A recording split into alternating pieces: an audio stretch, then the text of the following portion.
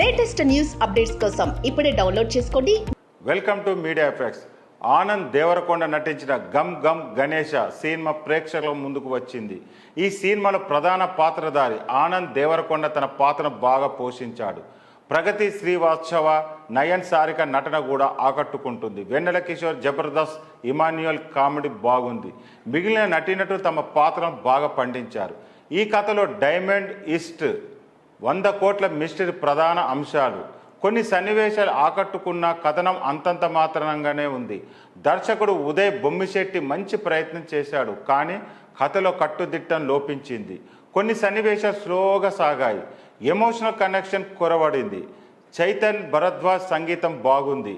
Aditya Jawadi cinematography natural లొకేషన్స్ను అందంగా చూపిస్తుంది. ఎడిటింగ్ పటిష్టంగా ఉంది. నిర్మాణ విలువలు చాలా బాగున్నాయి. Gam Gam Ganesha crime, comedy, suspense కలగలిపి కొన్ని మంచి సన్నివేశాలు ఉన్నప్పటికీ సమగ్రంగా చూసినప్పుడు పూర్తిగా ఆకట్టుకోలేకపోయింది. స్లో ఫేసింగ్, స్పష్టత లేకపోవడం పెద్ద మైనస్ పాయింట్లు. అయినా ఆనంద్ దేవరకొండ నటన మరియు థ్రిల్లింగ్ ఎలిమెంట్స్ సినిమాను కొంతవరకు నిలిపాయి.